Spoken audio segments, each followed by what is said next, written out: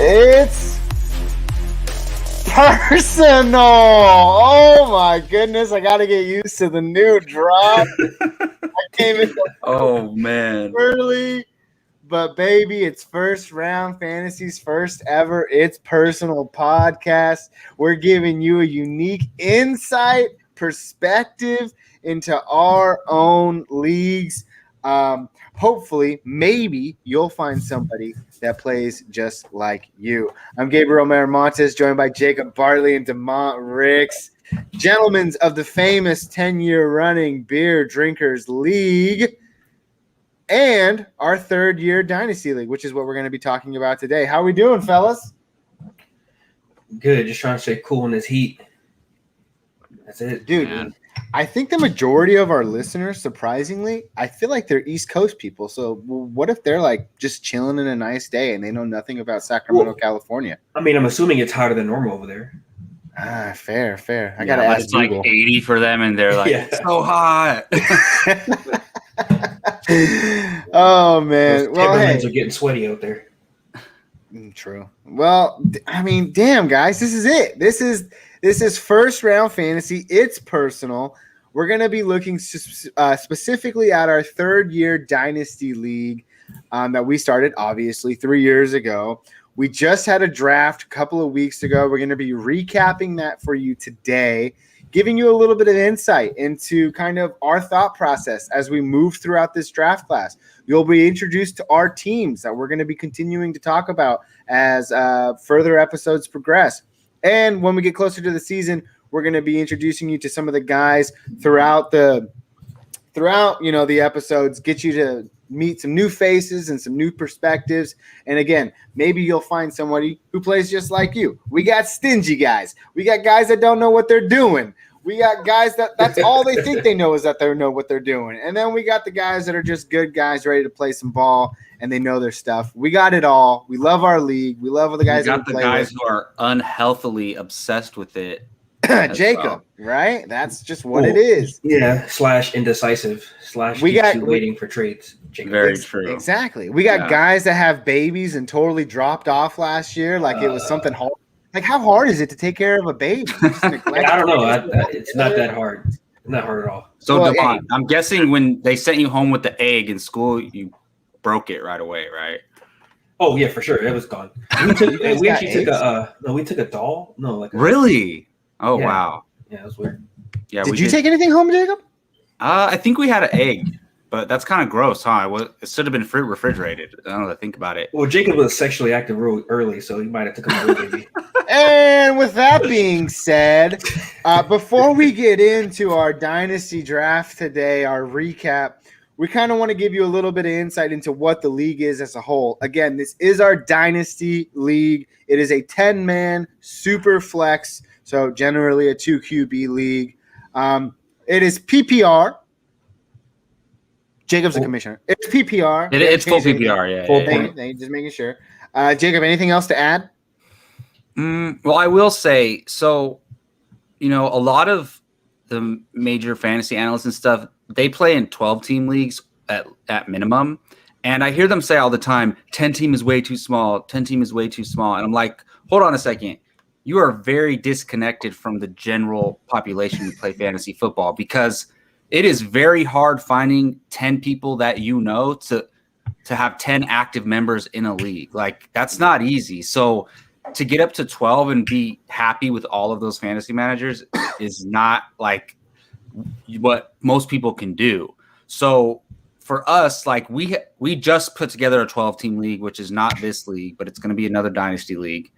But like this league is 10-team just because we haven't been playing fantasy for that long, but I just think it's better. Like, I'd rather have 10 committed people than 12-team league with like 3 people who aren't committed, Yeah, I've met maybe one person else actually in a 12-team league, 12-man league. I've never played in one. I've never played in one like with friends. I think 10 is pretty much the standard, but when you're in an industry, I guess 12 is the standard. But oh yeah, then they play in 14, 16-team leagues too. I'm like, that's crazy. But yeah, I just wanted to say that because it's the industry. Also, yeah. So don't judge our little 10-team league. Also, we started this league small rosters, 18 spots. We expanded it to 20 this year. It will go up again in future years. So our rosters are pretty small. So when you see some of these veterans who are left on the waiver wire to be drafted, that explains it. So that's all I wanted to say. That explains it. Yeah. I mean, hey, this is what makes this It's Personal podcast personal, is like I said earlier, you know, you're going to see some weird things that, you know, maybe in your league, you're like, what the hell? Laviska Shenault has been on the waiver wire for that long.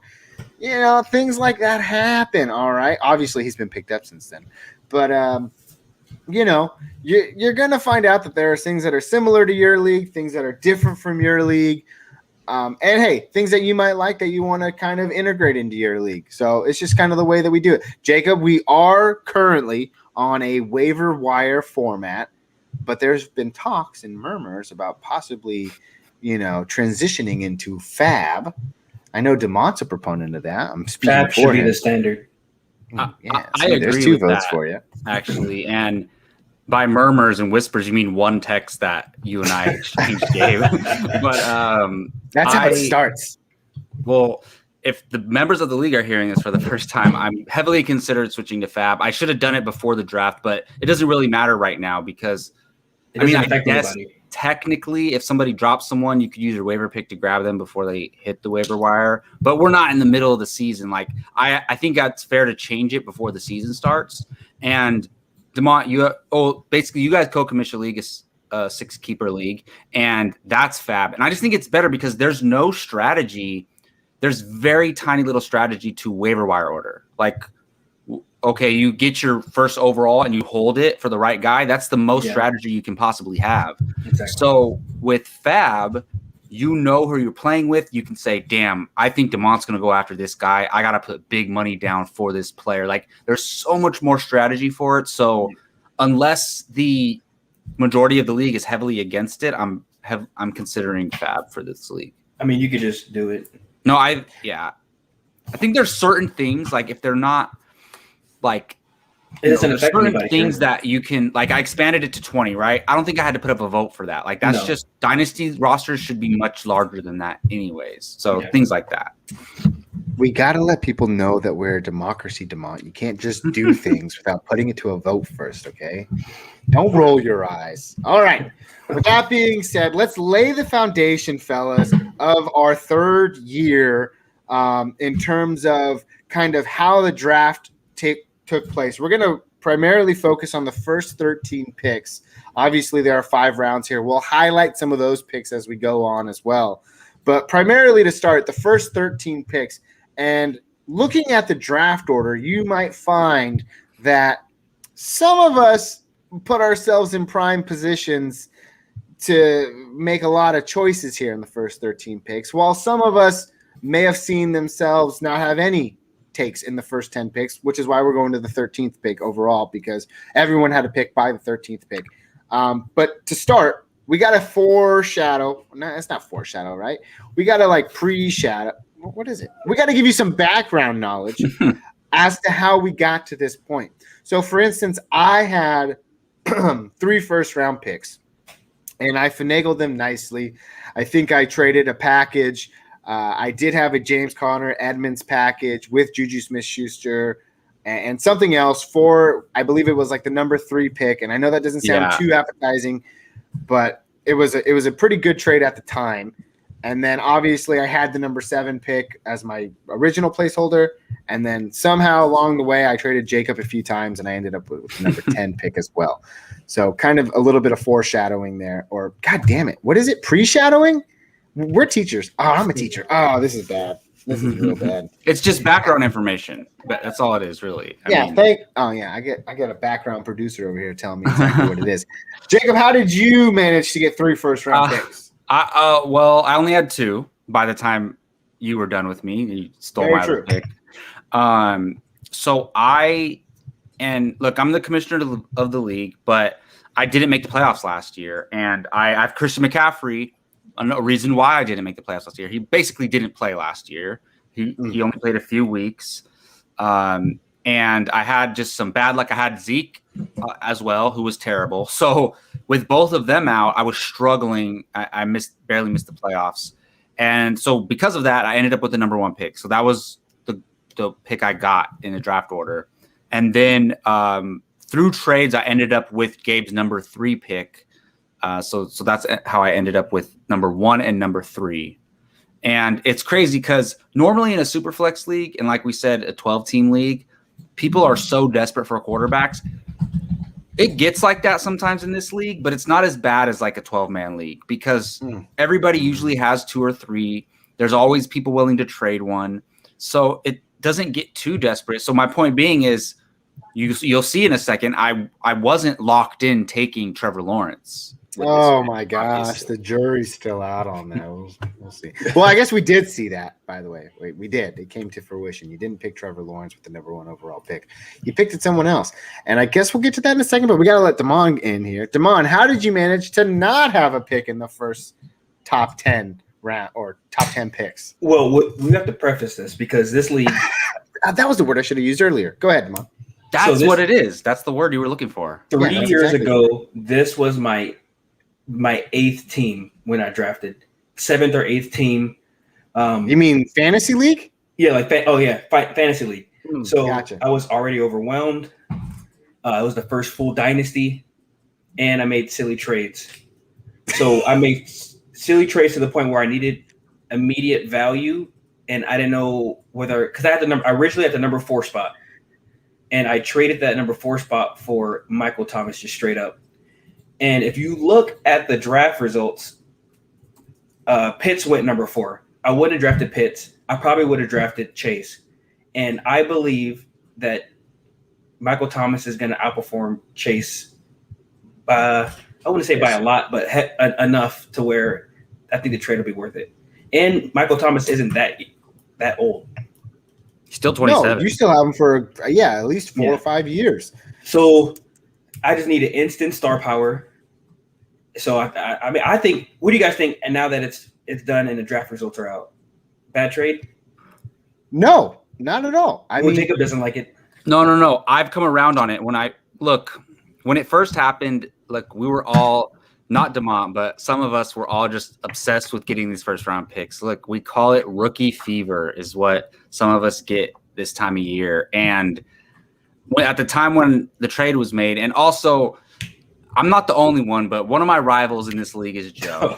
And him and I basically hate on every trade we make, especially with not with each other, but with other players, right? So we always think the other person won the trade. And at first I was like, oh man, Michael Thomas is not worth the number 4 pick. But in reality, he really is, because imagine if Michael Thomas was in this draft, right? He would have and should have been drafted number 1 or number 2, right? So he's definitely worth the 4th overall pick. It was a little bit of an overreaction on my part. Now that I've come around on it, I think it's actually a good trade for DeMont, because like you said, you could have taken a rookie. Just because we're so hyped on these guys like Chase or Pitts, whatever, doesn't mean they're going to pan out. Exactly. So you're taking a Michael Thomas who is 1 year removed from being the 2nd overall most valuable player in fantasy, right behind CMC. And they both outscored everybody by far 2 years ago. Yeah. So if you get 75% of that, you won that trade by a mile. There we go. Let me preface this by saying, because now we got the right word, preface, that you will be hearing the word overreaction and Jacob in very much a correlation with one another as we progress through our episodes. You're a good guy, Jacob, but you're a very, you know what? You're a commissioner like no other, man, and I respect that. You're on top of everything, even if it means a little bit of overreaction. So let's get into it then. Let's recap this fantasy draft. Obviously, us 3 are here today, so we'll spend a little bit more time kind of running through our thought process and our picks as we made them. And then again, like I said, down the road, episodes later, we'll have some of the other guys in before the season starts to kind of give us their insights on their picks. But for now, we can only speak for them. So if Jacob can so nicely pull up the draft board that we have here for us. And Jacob, you had the number 1 overall pick. You were talking about Lawrence. You were talking about potentially someone else? Who was that other guy, and who did you ultimately go through and pick with the number 1 overall pick in this year's Dynasty? So as the viewers, maybe not the listeners, can see, my team is named Maximum Effort. And I think, look, this is it's personal pod, right? And I don't know if you guys get this reference. I know maybe 1 or 2 people in the league do. So the icon on my team, like the picture is a picture of Deadpool's face. So in Deadpool, he says it in the second one too, but right before he's about to go fight guys, he like takes a deep breath, closes his eyes, and he says maximum effort. And then he goes and he starts messing them up. So that's a Deadpool reference. And just like in life and in fantasy football, I want to give it my maximum effort. So that's where my team name comes from. We might have a little bit of trouble explaining Joe's team name, the next team there, but I guess I could explain it for him. But maximum effort is my team name, Deadpool reference. And I took Najee Harris. And the thing is, well, in any league, running back, is king. I know in Superflex, quarterback comes very close, but running back is dire in most leagues. And especially when you're in leagues where like somebody like Joe or maybe a Shane kind of hoards running backs, throughout the years. So I was just thinking in terms of, look, I have Christian McCaffrey. And at the time, and I recommend DeMont asked for the offseason spreadsheet. I recommend you guys pull that up because it can look at your team before the draft. So you can see what the teams were like before the draft. And then obviously we can look at them on Yahoo with the draft. And we didn't even mention, shout out to Yahoo.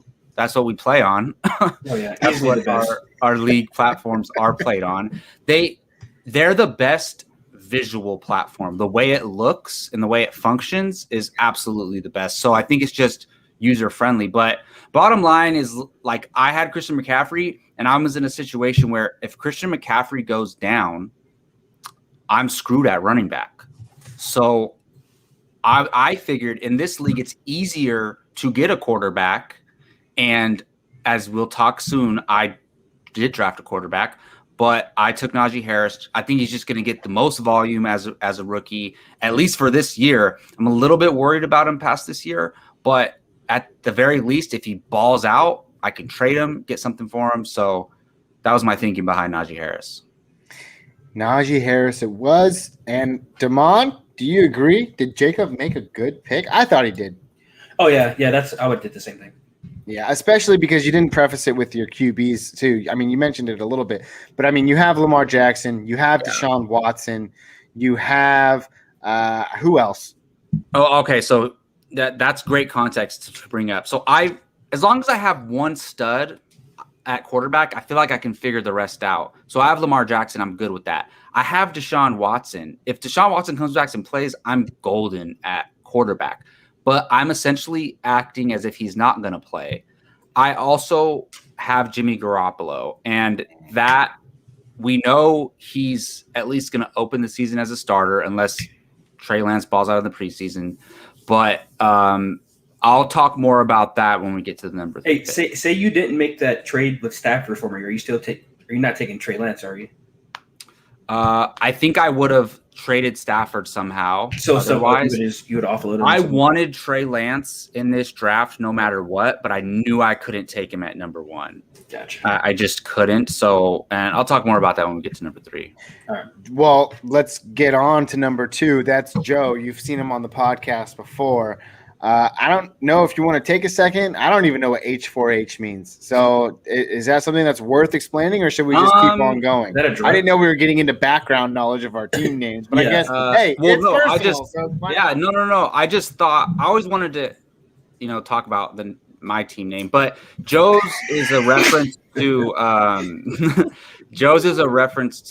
what was that basketball players? There was a Kings player with the last name Henry or the first name Henry. I forget his name, but it's basically there was like people. I forget his name, but it basically stands for horny for Henry. So horny for Halliburton. Yeah. Halliburton, man. No, it's not Halliburton because he named this team name 3 years ago.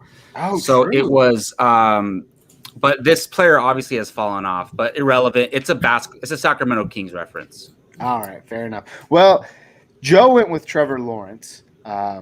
Undoubtedly so. That was the pick and the right one to, at least I think. I mean, he had Joe Burrow, or he has Joe. No, he didn't. He traded Joe Burrow. So he has Justin Herbert, who he now pairs him with. He had Kyler Murray at one point, shipped him out. So Justin Herbert, Joe Burrow. I think I can pull up the rest of his team here. No, I have Joe Burrow. He traded Joe Burrow. Yeah. What do you guys think about the pick, though? I wouldn't have liked it if he didn't trade me Joe Burrow, because why would you need Trevor Lawrence too? But because you can't start 3 quarterbacks. True. Very true. But I like it. I mean, Herbert and Lawrence, that's a lock. That's probably like just set it and forget it. Yep. He also had Kirk Cousins as well. So, but me personally, as Joe, I would have just stayed with Burrow, and then I would have got another position player. True. Well, but he did get J.K. Dobbins. Yeah, you can. He did get Dobbins. I think his thinking was, I think he knew I was going to take Najee Harris, even though I didn't tell him that before the draft, and he figured, okay, I'm not going to get the running back I want with the number 2 pick, so I'm going to trade Burrow to get a running back and then draft Lawrence. I think that's what his thinking was. Yeah. I wouldn't have did it, but I see the play. So if, let's say Joe didn't trade Burrow and then he still has Burrow, no Dobbins, and I take Harris, who does he take at that point? Jamar Chase? Travis Etienne? I would just go for one of those guys, just Chase or best Etienne. Positional player. Yeah, just positional player, because you're. I guess it depends on Dobbins. He likes Dobbins, and if Gurley signs over there, then it's just going to destroy Dobbins. Yeah, everything in Baltimore is destroyed by anybody else who plays running back. But Dobbins should be good this year. I mean, I like the pick. Considering he made multiple moves, I think that there was some point like a week before the draft where he made like a few key moves, and you're like, okay, we know Joe's taking your quarterback now because clearly he shipped off Kyler, he shipped off Burrow. Only had Herbert and Andy Dalton. Yeah, those are the only 2 players on it. Well, he also had Kirk. He has Kirk Cousins now. I don't think he had him at the time. That's like having nobody. Oh, that was in the Burrow trade, but still, his only dynasty, valuable quarterback was Herbert. Yeah, exactly. So it was the right pick. Let's move on here. Let's look at number 3, and look who found himself back again, Jacob Bartley, and he took Trey Lance.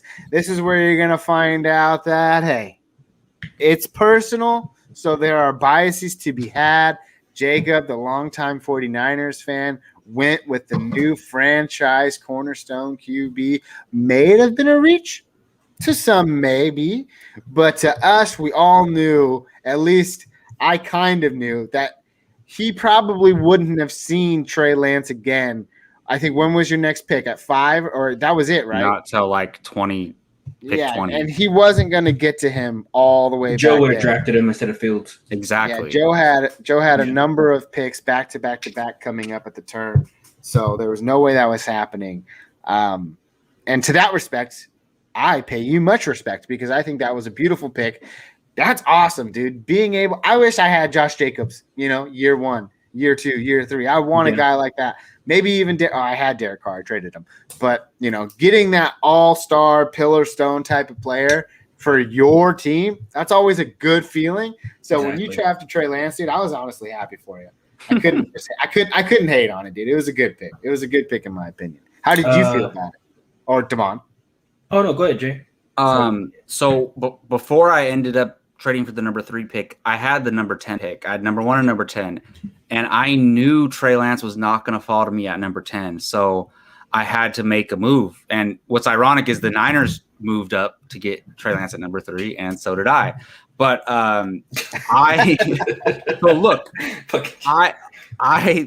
if you look at Superflex Dynasty ranking for rookie drafts, some very respectable fantasy analysts have Trey Lance ranked number 1 overall.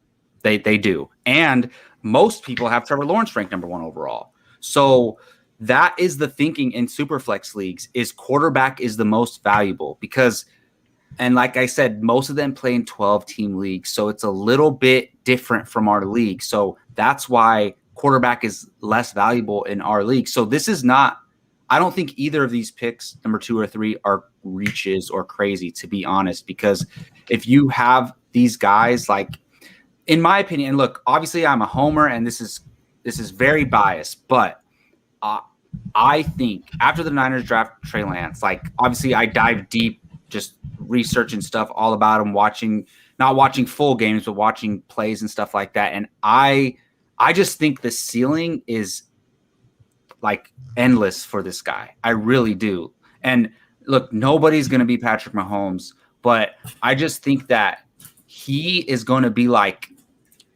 75% the rusher that Lamar Jackson is and 75% the thrower that Patrick Mahomes is. You combine those two things, put him in Kyle Shanahan's offense on the 49ers. Jay. What the fuck are you talking about? I'm dead serious. I believe Trey Lance has number one overall quarterback potential. When's the last time that the Niners had like a quarterback that was like fantasy draftable? Besides like Kaepernick for a season. So, but this is their system. Their system just doesn't. But the thing is, though, like, you're talking about like a Jimmy Garoppolo in this system. What's going to happen is, Kyle Shanahan, they rushed a lot.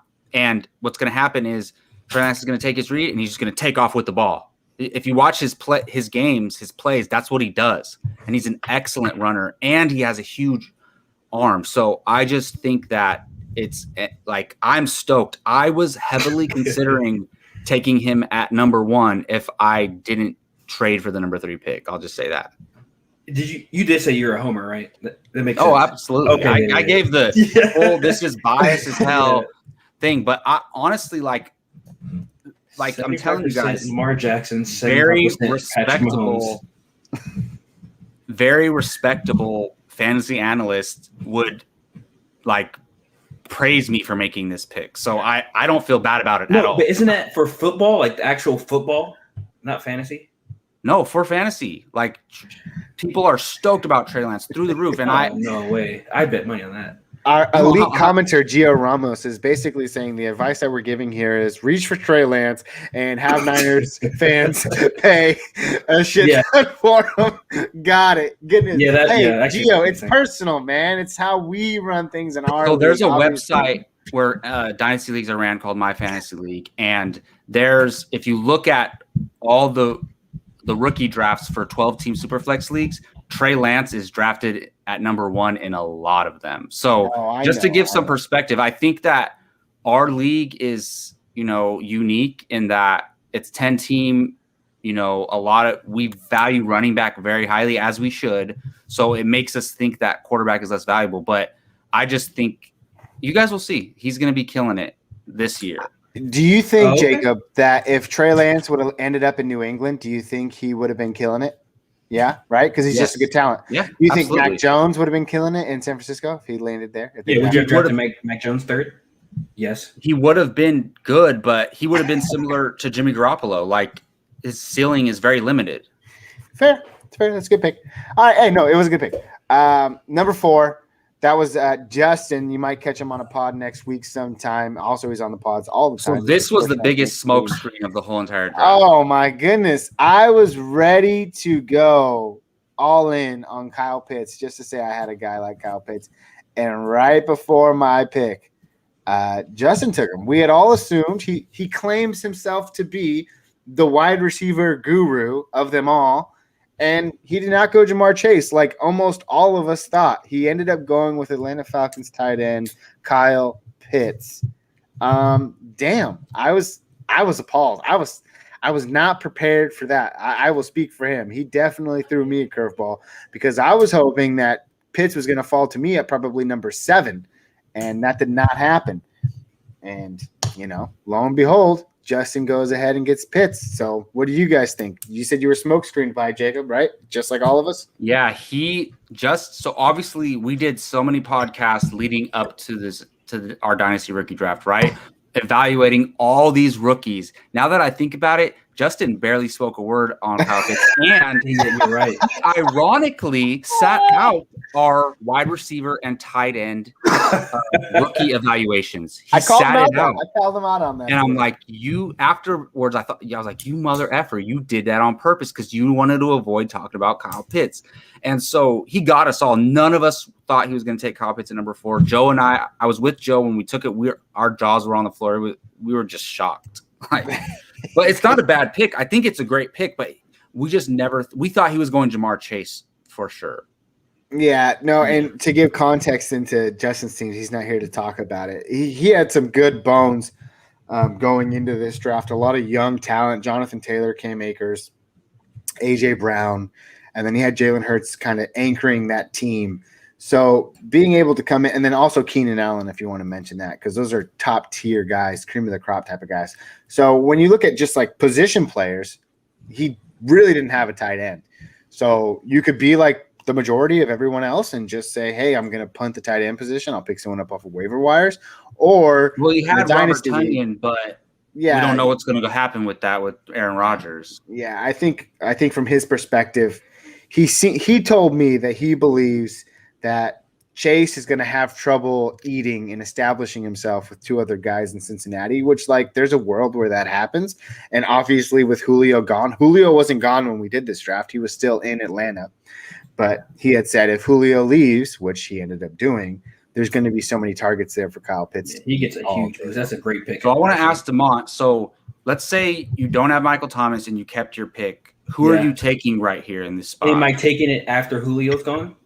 Is Julio gone? No. Pitts. I guess you wouldn't have known at the time. Then, I wouldn't have taken Pitts then. I mean, I would have took Etienne. Yeah.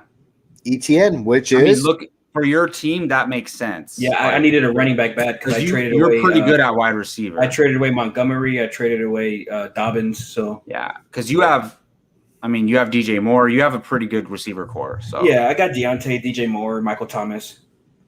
Actually, that is a really good receiving core. Yeah, it's not bad. No, DeMont's team is good. I don't know what you guys are talking about. DeMont's team's good. Yeah, we're talking about. I have to make a few trades to get it back behind his back or something, dude. I knew his team was fine. Anyways, gosh, Jacob. But I think that's a huge pick. Like with Julio gone, Pitts actually could even go above everybody. Actually, yeah, he can go number 1. I can see him going number 1. If dynasty drafts are happening today, I don't know about that. I mean, maybe. I've heard stories of people taking him number 1. So because he's just gonna get so much. That'd be like targets. A Gio Mike Evans type of move, which ended up good that year for him. Yeah, he did do good that year. Whatever. It was a good pick for Justin. We're happy for him. Yeah, I guess. Not the guy who drafted next, which was myself, because I was pretty high. I was assuming that at number 5, I would take the guy I was planning to take, which I did take, which was Travis Etienne. A little bit of background about my team. I had James Robinson already coming off of his fabulous year as an undrafted free agent rookie, so that was pretty cool. But I was scared. There's a lot of positive news about Javonte Williams these days. Had I heard that before, I might have pivoted just a little bit and maybe taken Javonte there. But wholeheartedly, Etienne, I knew Harris was probably going to go in the first 3 picks or so because Joe and Jacob both needed running backs. So I was going to take the best running back available in my opinion, and at the time that was Etienne. I just happened to pair him with Robinson. Now I can just rest assured knowing, hey, either both of these guys are going to be serviceable. We could have like a Alvin Kamara, Latavius Murray 2.0, or I should say like light 0.08 something. Or one of them could break out and be better than the other and far outproduce them. So I was ready to do that, and that's why I did it. And that's that. But to kind of preface it again, I was hoping Pitts would fall to number 7, which I have a pick there also, but we'll get to that. Moving on, number 6. Or I guess, guys, you like my pick? Oh, yeah. Yeah, for sure. That's okay, perfect. I have high hopes for Etienne. If like hypothetical, like I told you guys, I told you this game before the draft. I wanted to take Trey Lance at number 1 at fear of Joe taking him at number 2 because Joe's also a 49ers fan. And if that happened, Joe would have taken Najee Harris, and then I would have taken Etienne. So Justin would have still got Kyle Pitts. So then Trevor Lawrence still would have been there at number 5. No, you know what? I think Justin would have took Trevor Lawrence, and then Gabe would have took Pitts. But who knows? Didn't happen. Who knows? But that's not the way the cookie crumbled.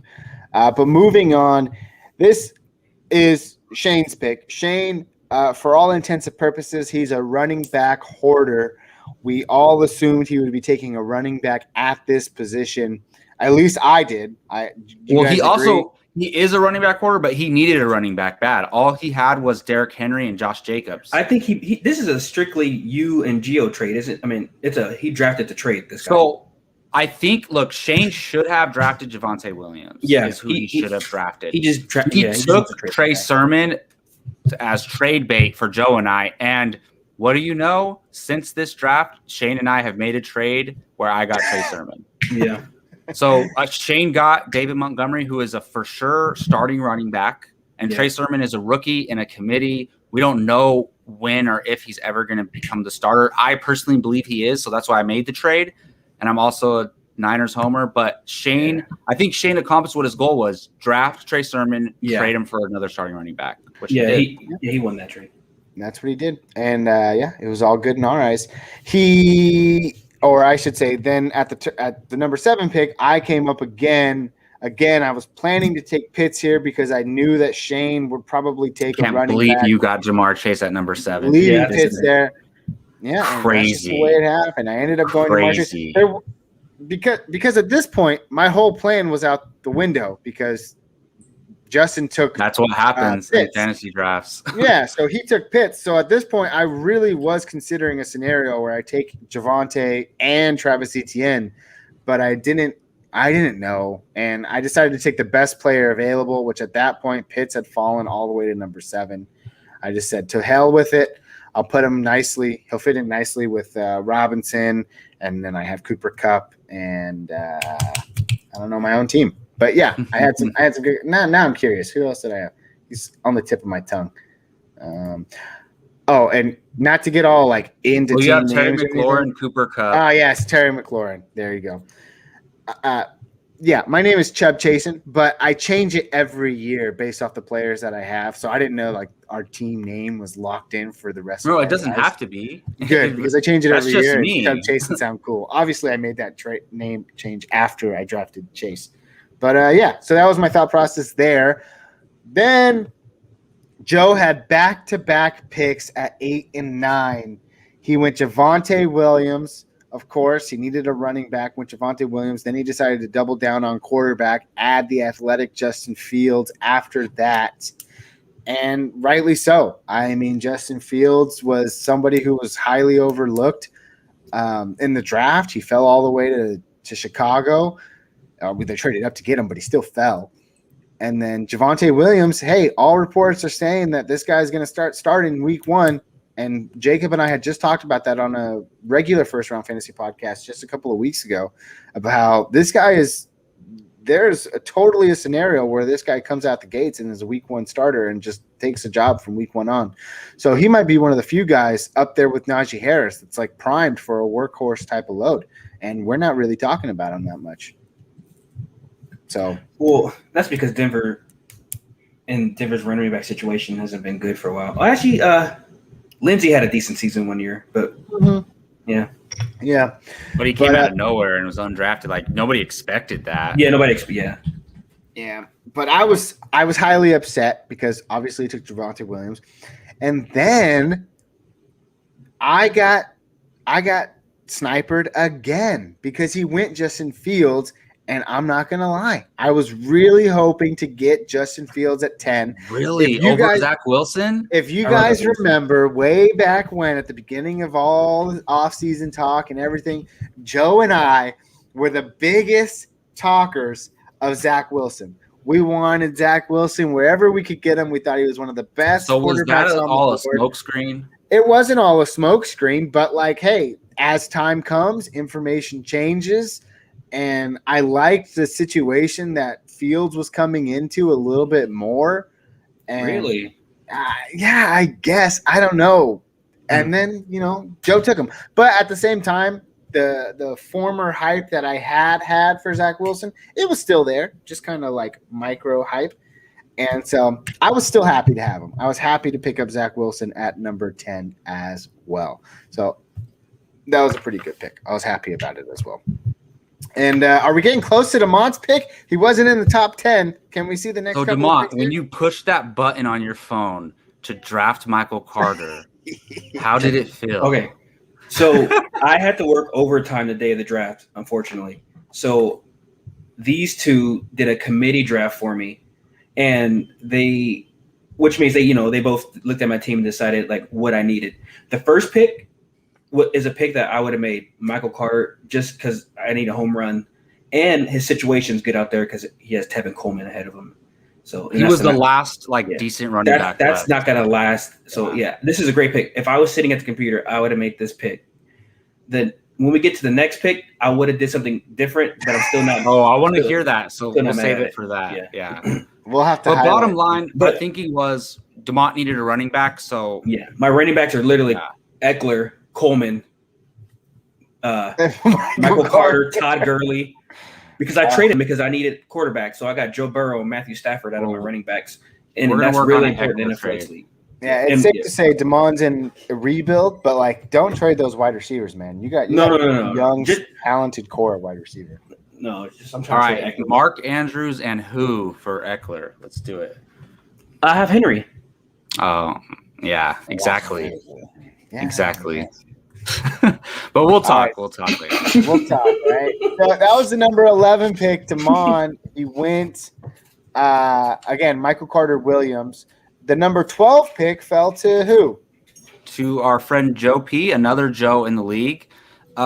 His team's struggling a bit. I'll tell you guys, when we drafted his team, it wasn't a bad draft originally.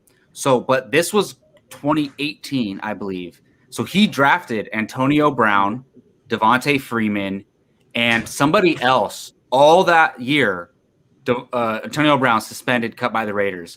Devontae Freeman just fell off a cliff. He was coming off 3 years of being one of the best running backs in fantasy football in Atlanta. Crazy. Fell off a cliff. And then there was another player on his team that just also fell off a cliff. Oh, well, was it Leonard Fournette? I think it might have been Leonard Fournette. But anyways, he had some super bad luck. So he's definitely in a rebuild. And I actually love this pick for him. To me, if I were Joe at 8 and 9, I would have went Javonte Williams and Devontae Smith instead of Justin Fields because he already came out and did this with Trevor Lawrence. He can make it work with Herbert and Trevor Lawrence. and Lawrence. Yeah. So I would have me saying Devontae Smith should have went at number 9 is great for Joe P that he got Devontae Smith at number 12. I have super high hopes for this guy. Like I want to trade for him, but I just don't have a great offer to make. So I love this pick for Joe P, especially he needs young, promising talent. Yes, that he does. Joe P, if you're listening, he's one of the true VIPs, man. He's a nice guy. He's got some work to do, but if anyone's cut out to do it, it is Joe P. Let's move on. Number 13 pick. That was our man Louis, or Paz as we call him around here. His team was pretty good last year. He made a run in the Did he make it to the championship game last year? He made it to the championship and lost to Joseph. Yeah, he lost to Joe Schmo. And he ended up going with Jalen Waddle, which, I mean, surprised, not surprised. I wasn't too surprised by it. At that point, in comparison to last year's draft where there was so much, value at the running back position, which is something that we all cherish greatly, there were also a few wide receivers there. And there were just guys that you got late that last year, which I'm sure, hey, there are going to be third-round picks that we picked this year that are going to explode like Gibson and Justin Jefferson did. But, in terms of this draft, we all viewed it as a little slim. He went Jalen Waddle. I don't know. It was an. I think he was the best rookie available. Yeah. At the time. For his team, like all you need to do is just get anybody really because Waddle's probably not going to start for him because his team's so good. So he just took the best prospect, and maybe I don't like Waddle this year, but I like Waddle long term for sure. Yeah. So I think I would have done the same thing if I were him. you said his team's great, and then I look at his team, and the first quarterback he has is Marcus Mariota, and I kind of laugh. But then I remember that's because it hasn't adjusted yet. So I was like, what? I mean, I don't know. DeMont might disagree with this, but the only player I would have considered instead of Waddle is Rashad Bateman. To be honest, that makes things interesting. So that was kind of the top 13 picks. We'll spend like the next 10 minutes or so that we have left kind of highlighting some of the picks that we thought were pretty good deep on. And I guess you can go the very next pick, which is number 14. The best way is to go with, well, we could talk about Laviska if you want. Yeah. Yeah. I mean, Laviska was on the waiver wire in our Dynasty League. He was dropped at the end of last year. Yeah. And then obviously sitting there, the wide receiver guru himself finally decided to pick a wide receiver and win Laviska Shenault. So that was good news for him because that was the guy that obviously wouldn't be there in any other And situation. Justin's high on Laviska too. So that was like good for him. Yeah. So then we had a couple of tight ends come off the board. Obviously, Tyler Higbee revitalizing his career, hopefully. Justin made a homeboy decision, drafting one of his players. And then Damon comes up, and we as a consensus agreed that we should take the best overall player available, which was Rashad Bateman. I do want to give Damon some context too, which I don't think he knows this, but Go ahead. I don't know if you were going to say this, Gabe. So when the pick came up, Joe, we did a 3-man committee for your picks, and Joe was involved. And I told them, you guys have to make this pick. I'm up in 3 picks. So I don't want to influence this pick. Okay. So Gabe and Joe made this pick for you. Rashad Bateman at 17. Fair. That's fair. So I don't player available. Yeah, I don't hate the pick. I like Bateman. I think he's gonna be good. But wide receiver isn't I feel like I'm decent at wide receiver or can make some kind of trade in the future. So what would you have done then? I would have went 2 RBs and I probably would have picked Chuba. Ooh, I mean, hey, in retrospect, that is a premium handcuff. You know what I'm saying? Like, Thank God. Look how much time CMC missed last year. And who ended up getting Chuba Hubbard? Huh? I wonder. Yeah. Hold on. So this guy, Jacob, would you have drafted Chuba for me if you were part of that committee? No, because I think I overdrafted Hubbard. I think I only took Hubbard because I have CMC. Like, I like him, but yeah, barring injury, I mean, it's a home run pick for sure because CMC might not get injured. Then exactly. So I see what you're saying. Rashad Bateman's maybe a safer pick, but Chuba Hubbard is like my team, like the way my team's built, I need home runs. For maybe Luis, he could just I'm gonna just pick the guy. Yeah. No, it makes sense, and like not even need home runs in that sense, but like obviously being CMC's backup, he also carries some trade value too. So you probably get him there knowing he was a running back. I could have traded him to Jacob for something. I would have tried to trade you right away. Like, you want to trade Bateman for Chuba? I drafted him. Dude, he went higher. Honestly, I should do that trade, but that's like trading away. Like, do I want to trade my Geico insurance and not have insurance anymore and then just drive around? Yeah. I don't know. Like, that's kind of what that is. Do you have that at the top of your head? Yeah, like, no, I always compare that. Like, to me, I mean, Justin is 2, Joe is 2, but I'm the biggest proponent of handcuffing, in my opinion. You do it too, Demont, but I think, like, having a CMC without having – it depends on the handcuff, right? Some handcuffs you don't even care. Like, who cares if that guy becomes the starter? But I think, like, having – CMC without Chuba Hubbard is like driving around in your new Ferrari with no car insurance. That's how I see it. Fair enough. Well, Damon, we apologize on our behalf for making that pick for you. Hopefully things work out for you in the future as you rebuild. A couple of other picks went off the board after that. At number 19, I know that Elijah Moore was highly coveted by both Jacob and Joe and I. I don't know if you guys had any interest in him, but he ended up going to the wide receiver guru himself, Justin.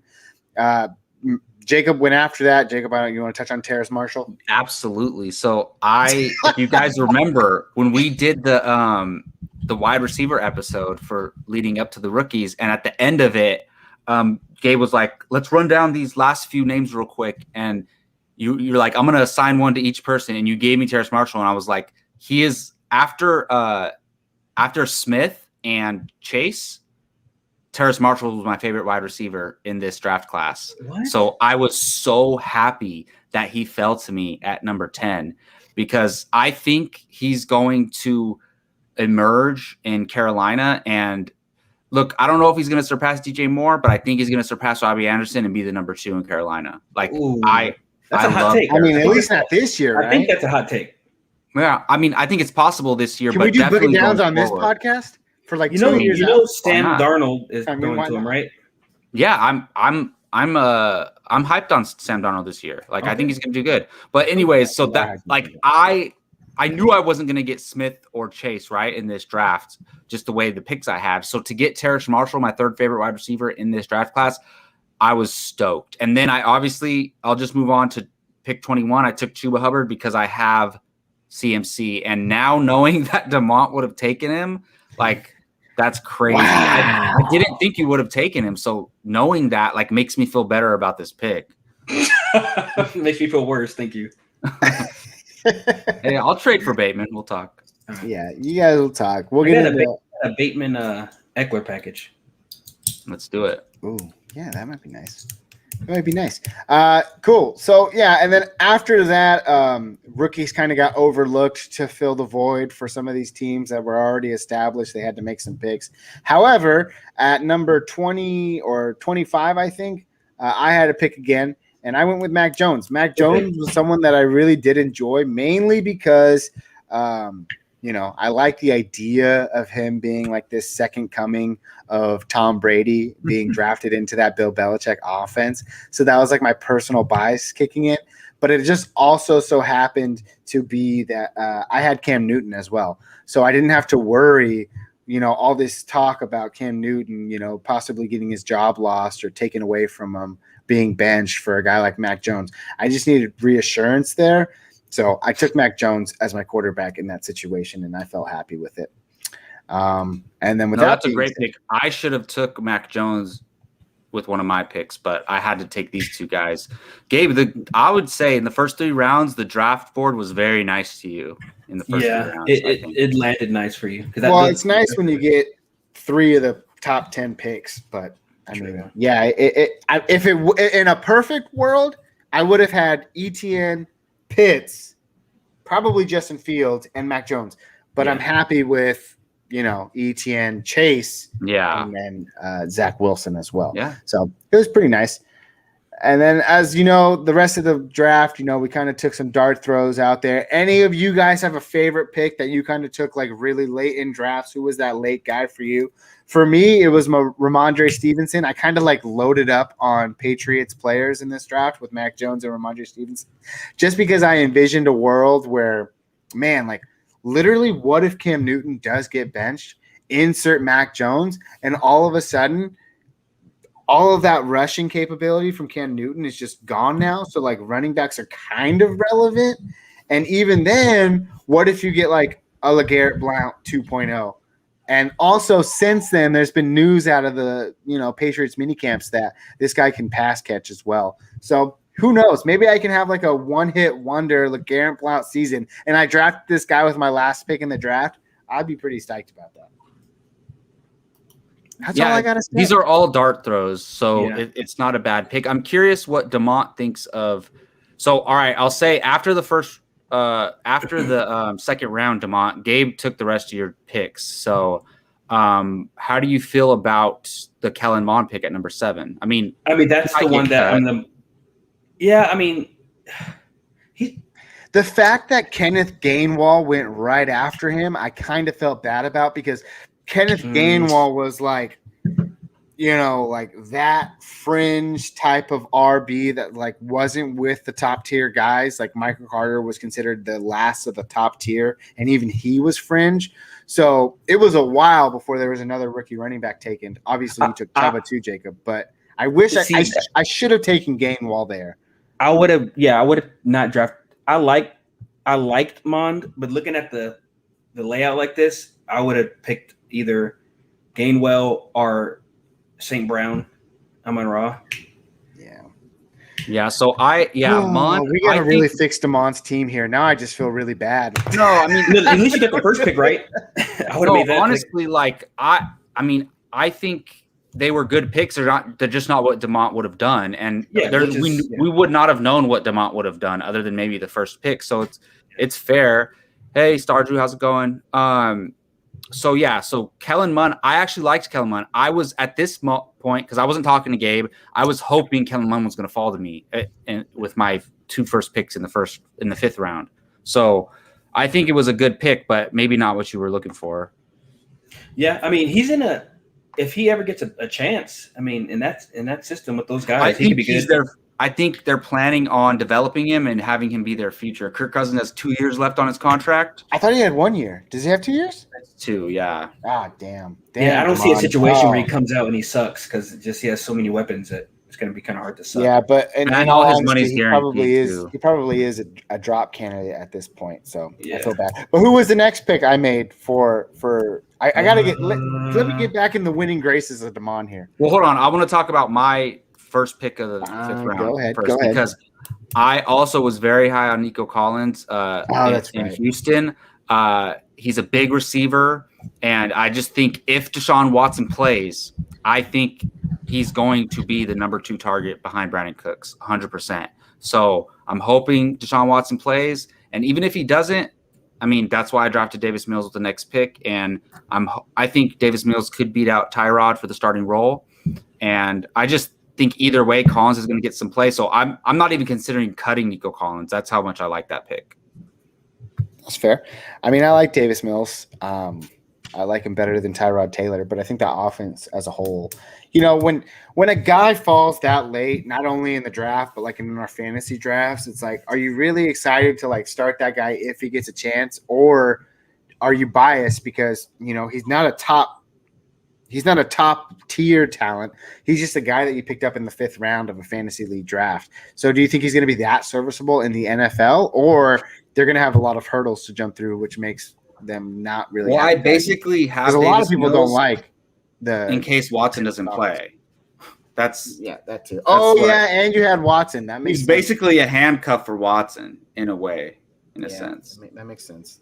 And look, obviously Justin Herbert was a top 10 pick in the NFL. Davis Mills is not going to be Justin Herbert, but nobody was expecting Justin Herbert to come out like that. So who knows what happens? You never know. I'm going to pause here and transition because looking later in the drafts in round 5, Shane picked Jacoby Myers, wide receiver for the New England Patriots. And that guy is getting tons of buzz out of camp, supposed to be the number 1 wide receiver. N'Keal Harry is meanwhile on the almost probably not even going to make the team at this point. And Jacoby Myers was great last year towards the end. He didn't find actually. Matter of fact, I did have Myers at one point on my roster. I ended up dropping him. But, oh, my gosh, like that's a steal in the 5th round to get Jacoby Myers. That's a really good No, it definitely is. Like another guy who maybe shouldn't have been on the waiver wire in a Dynasty League. But, yeah. Well, the thing is they signed a bunch of receivers and a bunch of pass catchers. So it's really iffy. But I like Myers. He's very talented. Yeah, that's good. Damon, we went with oh gosh. I went with honestly, I'll say real quick, Gabe, great job on Damont's 5th round picks, honestly. Wait, Troutman, right? And Amari Rodgers. No, I love Amari Rodgers because he got Marcus Valdez-Scantling in there. Who else? I think he'll be the Allen number Lazard. 2 receiver if Aaron Rodgers plays. Even if Aaron Rodgers doesn't play, it's good. Like you're gonna have a rookie come in, which is good for he's gonna need a security blanket. I mean, fuck, I wouldn't have drafted Rodgers either. But I like the pick just because even if Aaron Rodgers is gone, because Aaron Rodgers is going to favor Devontae Adams. Well, thank you. Ridiculous. Like he's gonna that's going to happen. But I don't think if Love gets the spot, he's going to over target Adams. It's going to give probably Rodgers more time to connect with the back quarterback. Yeah, if there's a world where Aaron Rodgers plays this year, I don't think he does. But at the time, you wanted to think it was more than we thought it was.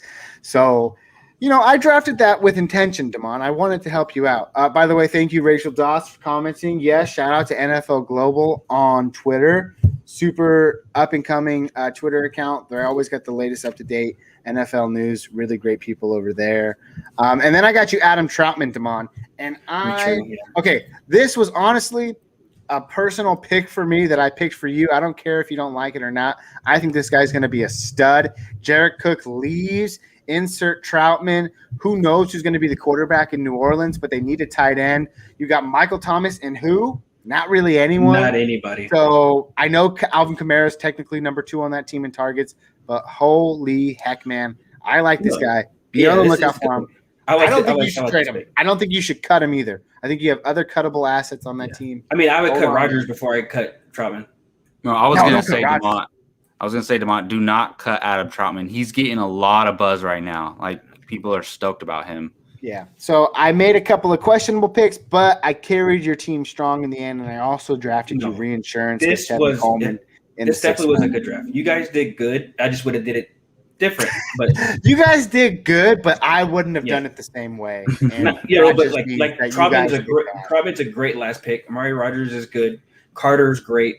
Bateman's good. I just wouldn't have made it. So it's definitely not bad at all. And Mond is probably the only person I wouldn't have taken, but who knows? Fair. And yeah, out of all of those guys that I did draft for you, I think Mond is probably the one guy that is worth cutting. And I think you can definitely find other guys on your roster to cut to insert those rookies into your lineup and like at least wait and see like 5 or 6 weeks to see how they pan out.